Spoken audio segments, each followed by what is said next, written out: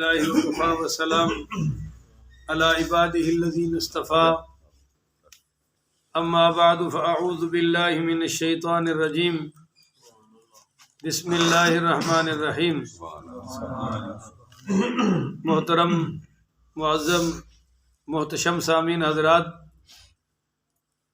27 فروری بروز اتوار 2022 بعد نماز فجر کا یہ درس حدیث مصطفیٰ صلی اللہ علیہ وآلہ وسلم کا عنوان ہے ماں باپ کی خدمت کا دنیا میں کیا صلہ ملتا ہے۔ اس کی آج یہ تیسری قسط ہے اور ادب المفرد کی شرح کا یہ تیسرا درس ہے، اور آج کے باب کا عنوان ہے باب جزاء الوالدین، کہ ماں باپ کے احسان کا بدلہ۔ بولیے ماں باپ کے احسان کا بدلہ۔ اس پر میں نے کل حدیث پیش کر دی تھی، یہ صرف ترجمہ برکت کے لیے دوبارہ پیش کر رہا ہوں کہ حضرت ابو ہریرہ رضی اللہ تعالی عنہ فرماتے ہیں کہ نبی کریم صلی اللہ علیہ وآلہ وسلم نے ارشاد فرمایا کہ کوئی بھی شخص اپنے ماں باپ کے احسان کا بدلہ ادا کر ہی نہیں سکتا سوائے اس صورت میں کہ وہ اپنے ماں باپ کو کسی کا غلام پائے اور ان کو خرید کر آزاد کرا دے۔ اس کا میں نے شرح کل کر دی تھی۔ آج ہماری اصل اگلی حدیث ہے اور یہ ادب المفرد کی حدیث نمبر 11 ہے۔ توجہ سے دل کے کانوں سے ذرا سنیے گا، بڑی کمال کی حدیث ہے۔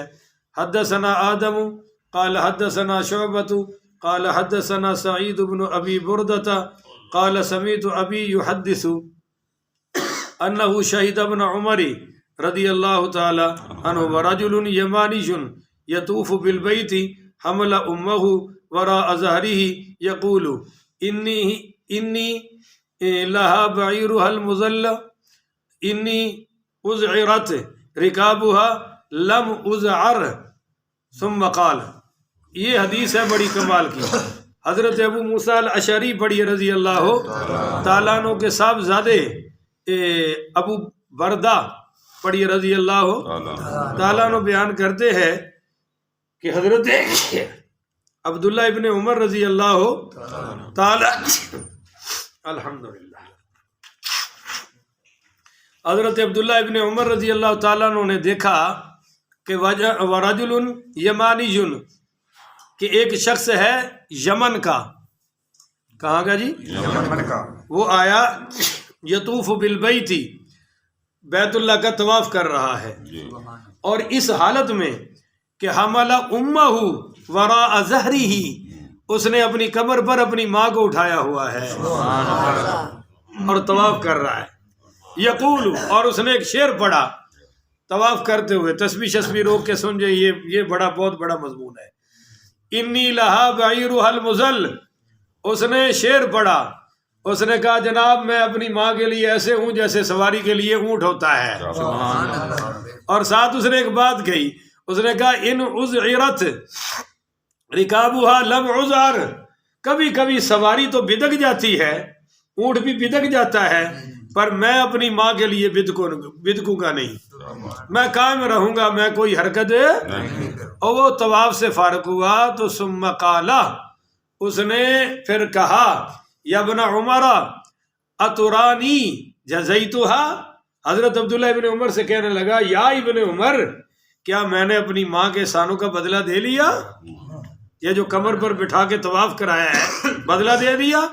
تو قال، سیدنا عبداللہ ابن عمر نے فرمایا لا ولا بظفرۃ واحدۃ، آپ نے کہا کہ بھائی تجھے جو ماں نے تیرا بوجھ پیٹ میں اٹھایا نا، یہ اس کا بدلہ نہیں ہے، اور تجھے پیدا کرتے ہوئے جو تیری ماں کی ایک آہ نکلی نا، ہائے نکلی، اس ساری خدمت سے تو اسے ایک ہائے کا بدلہ بھی نہیں دے سکا۔ ثم طاف ابن عمر، پھر حضرت عبداللہ ابن عمر نے اپنا طواف مکمل کیا، فأتى المقام فصلى ركعتين، پھر آپ مقام ابراہیم پہ آئے عبداللہ ابن عمر اور وہاں 2 رکعتیں ادا کی۔ تو ثم قال، پھر آپ نے حضرت ابو بردہ جو ابو موسیٰ اشعری کے بیٹے ہیں ان سے فرمایا یا ابن ابی موسیٰ، اے ابو موسیٰ کے بیٹے، ان کل رکعتین، تکفرانی ما امامہما، کہ بھائی یہاں 2 رکعتیں پڑھنا پچھلے سارے گناہوں کو معافی کروا دیتا ہے۔ یہ جو میں نے اینڈ پہ 2 پڑھ لیے، اس سے پچھلے بولو سارے گناہ معاف ہو گئے۔ تو اس حدیث سے میں نے آپ کو بتا دیا کہ بھائی جتنی مرضی ہم اٹھا لیں۔ بعض روایتوں میں آتا ہے کہ احملوہا وما حملتنی اکثرا، کہ دوران حمل جتنا ماں نے تجھے پیٹ میں رکھا ہے میں نے اس سے زیادہ ان کو اپنی پیٹ میں رکھا ہے۔ یعنی وہ کہہ رہا تھا کہ ماں نے جتنا مجھے پیٹ میں رکھا ہے اس سے زیادہ میں نے ان کو اپنی پیٹھ پر اٹھا رکھا ہے، یعنی جہاں بھی جاتا ہوں اٹھا کے لے جاتا ہوں، وہ بیٹا کہہ رہا ہے، اور جہاں لاتا ہوں اٹھا کے۔ اس پر بھی حضرت عبداللہ ابن عمر نے فرمایا کہ پھر بھی تو ایک آہ کا بھی اپنی ماں کا احسان کا بدلہ دے سکتا نہیں۔ تو اتنی خدمت کے باوجود ماں کا بدلہ نہیں ہو رہا تو سوچئے کہ ہماری کیا حیثیت ہے، ہم کیسے اپنے ماں باپ کے احسانوں کا بدلہ دے سکتے ہیں۔ اگلی حدیث اس سے بھی کمال کی ہے، بیٹے کو گھر میں آنا کیسے چاہیے اور گھر سے جانا کیسے، یہ انداز ہے۔ حدثنا عبداللہ ابن صالح قال حدثني الليث قال حدثني خالد بن يزيد عن سعيد بن ابي هلال عن ابي حازم عن ابي مرة مولى عقيل ان ابا هريرة رضي الله تعالى عنه كان يستخلفه مروان۔ حضرت امیر معاویہ پڑھیے رضی اللہ تعالیٰ عنہ نے اپنے دور خلافت میں مروان بن حکم کو مدینے کا گورنر بنایا۔ تو یہ ابو مرہ کہتے ہیں اس حدیث کے راوی کہ یہ مروان بن حکم جب کہیں باہر جاتا تھا تو پیچھے گورنر اپنی جگہ پہ حضرت ابو ہریرہ کو کھڑا کر جاتا تھا، پڑھیے رضی اللہ تعالیٰ۔ تو وکانہ یکون بذل حلیفہ تھا، کہ ذل حلیفہ سمجھتے ہیں، یہ پہلے وہ مقام میقات ہے جہاں پہ مدینے والے عمرے کا احرام باندھتے تھے، کیونکہ یہ ذل حلیفہ پہلے باہر تھا، اب تو مدینہ کی آبادی میں آ چکا ہے۔ تو یہاں کبھی کبھی یہاں ان کی رہائش تھی حضرت ابو ہریرہ کی، بولیے کیا تھی جی؟ مکان تھا۔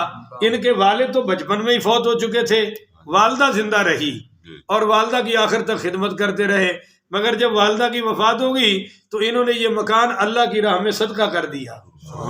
اس مکان سے اب سنیے، فکانت امہ فی بیت وہو فی آخر، کہ اس مکان میں 2 کمرے تھے، ایک کمرہ حضرت ابو ہریرہ کا اپنا تھا اور ایک ان کی اماں جی کا تھا۔ تو جب قال فاذا اراد ان یخرج، جب یہ ارادہ کر دے کہ میں گھر سے نکلوں، وقف علی بابیہا، تو ماں والے کمرے کے دروازے پر آ جاتے تھے نکلتے وقت نا، فقال السلام علیکی، تو کہتے تھے یا امتاہ ورحمۃ اللہ وبرکاتہ، اے میری امی آپ پر سلامتے ہوں، آپ پر اللہ کی رحمتیں ہوں، آپ پر اللہ کی برکتوں کا نزول ہو۔ یہ گھر سے نکلتے وقت آخری عمل کرتے تھے۔ یہاں بیوی سے تو پوچھتے ہیں پر ماں سے پوچھتے، بیوی کو فون پر بھی بتا دیں گے ابے سے اجازت ہے، ابا بیچارہ پیچھے پوچھ رہا ہوتا ہے جی بیٹا کہاں گیا، وہ بھائی نظر نہیں آ رہا، تو پھر بعد میں اس کو پتہ چلتا ہے۔ یہ اماں کو سلام کرتے، وعلیک السلام یا بنیا، وہ کہتی تجھ پر بھی سلامتی ہو میرے بیٹے، ورحمۃ اللہ، تجھ پر اللہ کی رحمتیں ہوں، وبرکاتہ، اور تجھ پر بھی برکتوں کا نزول ہو۔ فیقول، پھر یہ کہتے ابو ہریرہ، یہ سلام کے بعد کہتے، توجہ، رحمک اللہ، اللہ آپ پہ رحم کرے، اے میری ماں اللہ آپ پہ، کما ربیتنی صغیرا، جس طرح آپ نے بچپن میں مجھ پر رحم کیا ہے۔ فتقول، پھر یہ ماں کہتی، رحمک اللہ کما بررتنی کبیرا، اے بیٹے اللہ تجھ پر بھی اس طرح بڑی بڑی رحمتیں نازل کرے جس طرح تو میری بڑی بڑی خدمتیں کرتا ہے۔ ثم اذا اراد ان يدخل صنع مثلہ، اور پھر جب واپس آتے تو پھر یہی عمل کرتے، نکلتے وقت بھی یہی کرتے اور بولیے داخل ہوتے وقت بھی یہی کرتے۔ تو حضرت ابو ہریرہ پڑھیے رضی اللہ تعالی عنہ کا یہ قصہ ہے جو میں نے آپ کو سنا دیا ہے۔ اگلی حدیث ہے بڑی کمال کی، حدیث نمبر 13۔ حدثنا ابو نعیم قال حدثنا سفیان عن عطاء بن سائب عن ابیہ عن عبداللہ بن عمرو وقال جاء رجل الى النبی صلی اللہ علیہ وسلم یبایعہ علی الہجرۃ۔ حضرت عبداللہ بن عمر رضی اللہ تعالی عنہما کہتے ہیں کہ ایک آدمی نبی کریم پڑھیے صلی اللہ علیہ وآلہ وسلم کی خدمت میں حاضر ہوا، یبایعہ علی الہجرۃ، وہ ہجرت پر آپ سے بیعت کرنا چاہتا تھا۔ بولیے جی، ہجرت پر آپ سے کہ میں بھی ساتھ جاؤں گا۔ وَتَرَكَ أَبَوَيْهِ يَبْكِيَانِ، جبکہ اس کے ماں باپ پیچھے رو رہے تھے، وہ بیٹے کے غم کی وجہ سے رو رہے تھے۔ حضور کو خبر مل گئی تو آپ نے فرمایا فَقَالَ ارْجِعْ إِلَيْهِمَا، کہ تو واپس چلا جا، وَأَضْحِكْهُمَا كَمَا أَبْكَيْتَهُمَا، اپنے ماں باپ کو اسی طرح ہنسا جس طرح رلا کے آیا ہے۔ اور ایک حدیث میں جہاد کا بھی آ رہا ہے کہ ایک صحابی جہاد میں جا رہا تھا تو آپ صلی اللہ علیہ وسلم نے پوچھا کہ کیا بھائی تیری ماں زندہ ہے؟ تو کہنے لگا جی بالکل زندہ ہے۔ آپ نے فرمایا اس سے پوچھا ہے؟ کہنے لگا جی نہیں پوچھا۔ فرمایا اور کوئی خدمت کرنے والا ہے؟ تو اس نے کہا جی اس کا اور بھی کوئی خدمت کرنے والا نہیں ہے۔ تو اس لیے آپ نے فرمایا کہ واپس چلا جا بھائی، اپنی ماں کی خدمت کر، تیرا یہی جہاد ہے۔ بولو تیرا یہی جہاد۔ یہ جو عبداللہ ابن عمر ہے نا، یہ کون ہے؟ ایک تو عبداللہ ابن عمر ہو گیا نا، یہ عمر ہے۔ بعد نے کہا کہ یہ حضرت ابو ہریرہ کا اصلی نام ہے، بولیے اصلی نام۔ اور بعد نے کہا کہ ان کا اصلی نام عبد الرحمن بن صخرہ ہے، اور بعد نے کہا کہ ان کا اصلی نام عبد الشمس تھا، اور مگر کنیت کیا مشہور ہوئی؟ ابو ہریرہ۔ ایک چھوٹی سی بلی پالی ہوئی تھی اور ان کو اپنی آستینوں میں لیے پھرتے تھے، قمیض میں نا، آستانیوں میں، آستینوں میں لیے پھرتے تھے۔ تو حضور پاک پڑھیے صلی اللہ علیہ وسلم نے جب دیکھا کہ بلی سے اتنا پیار ہے تو مزاحن آپ نے فرمایا یا ابا ہرن، اے بلیوں والے، اے یہاں بلیوں کا باپ نہیں کہنا، بلیوں والے۔ اس وقت سے آپ کی یہ کنیت ایسی ساتھ ملی کہ سب نے ابو ہریرہ ہی یاد رکھا اور اصلی نام کسی کو یاد نہ رہا۔ تو بھائی اللہ تعالیٰ سے ہم رو رو کر مانگے کہ یا اللہ ہمیں ماں باپ کی خدمت کی توفیق عطا فرما۔ آخر ودعوانا ان الحمدللہ رب العالمین۔